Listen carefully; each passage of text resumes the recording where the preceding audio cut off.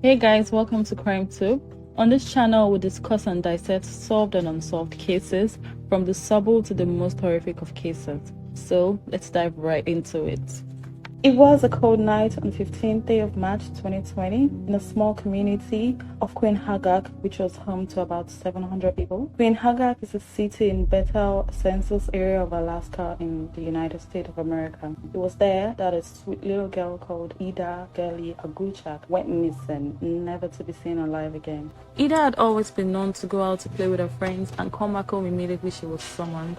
That night would turn out to be a whole different story. Aguchak's mother received a text message from her daughter at around 10:30 in the evening. This message had said that Aguchak was walking home from a friend's house, and multiple witnesses attested that they had seen her on her way to arrest her. However, until nightfall the next day, Aguchak would be nowhere to be found. And this put a family and the community at large into a whole lot of panic. The next day, the tribal Officer John Peter, reported Aguchak missing to Alaska State Troopers, and this triggered a community-wide search for Aguchak. It was reported that a total of 7 investigators flew into Quinhagak, and sadly, that evening at around 7:49 p.m., one of the searchers found Aguchak's body buried near a dumpster in the outskirts of Quinhagak. To say that the family and friends of Aguchak and the whole community at large was devastated would honestly be an understatement. Aguchak's body was sent to Anchorage for an autopsy. Subsequent examinations will reveal evidence of strangulation and sexual assault, and other injuries which included blunt force trauma and multiple lacerations. This led the investigators in charge into a wide manhunt for the monster who was responsible for the gruesome murder and sexual assault of this innocent girl. And this led them to interview dozens and dozens of people. Among the people that the police would speak to, one person stood out, a man by the name Jordan T. Mark, an 18-year-old who lived in Quinhagak.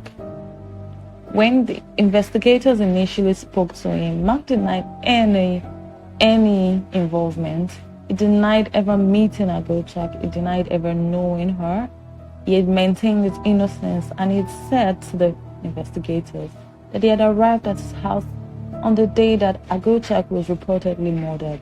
He said to the investigators that he had arrived around 11 p.m. and his father confirmed this story.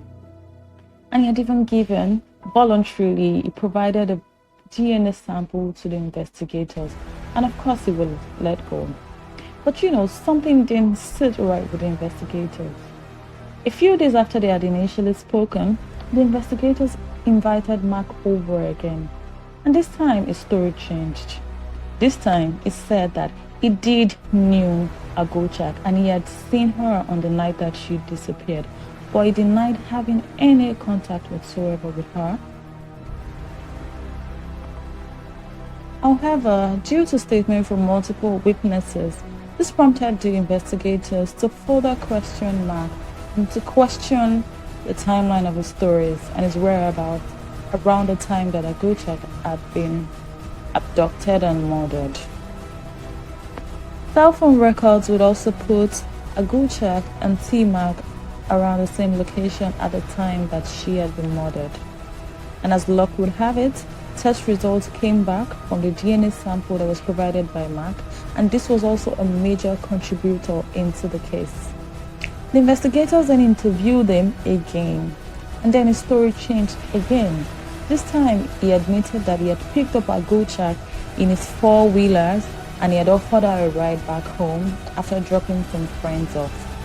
The investigators further confronted Mark with results from the DNA sample that he had given. And at that moment, he knew that it was game over. He finally cracked. And at that moment, he confessed. He confessed that on that fateful night, Aguchak had been walking home from a friend's place, and then he had offered her a ride in his car.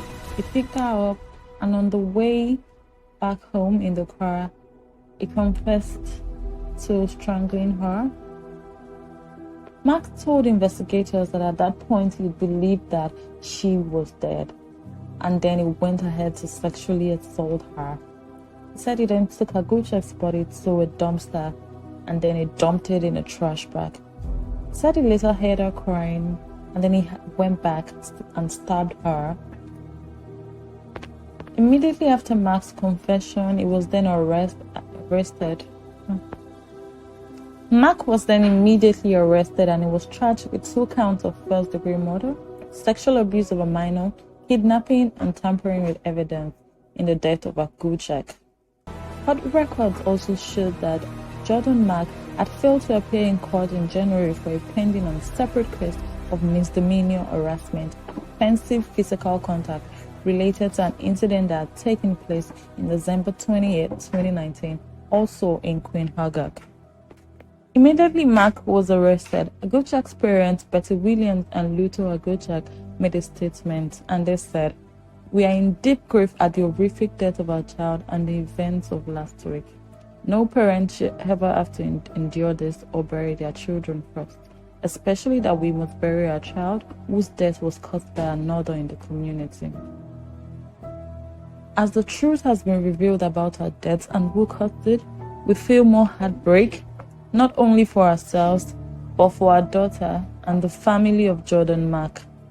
As parents, we love our children and only want the best for them. Please pray for our other children who have lost their little sister. This is so difficult for us."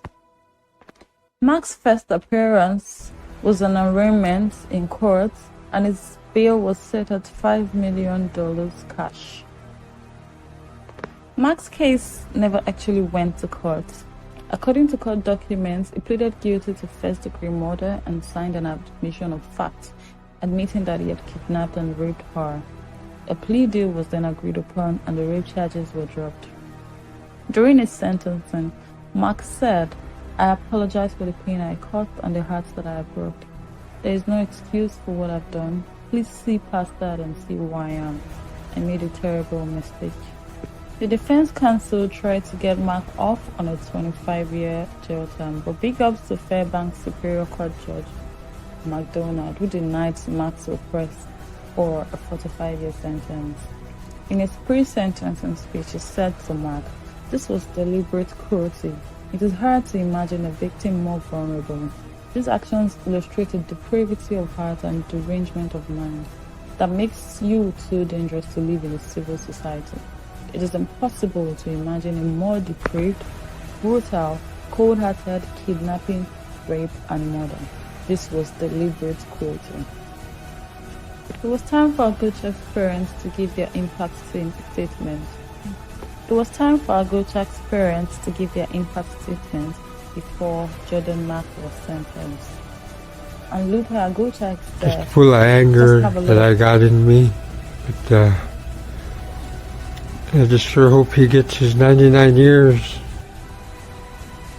And that's exactly what he got. On June 14, finally, Jordan Mark was sentenced to 99 years in prison for his role in the disappearance and death of Ida Girlie Aguchak, the length that was argued for by the state prosecutor on this case. Ida's mother, Betty Williams, wore bright red beaded earrings in the shape of a red dress to the earring. Red dresses symbolizes missing and murdered indigenous women and girls, and Betty Williams said that she was wearing them in honor of her daughter. She said, "Hearing Mark plead guilty would help me to move on."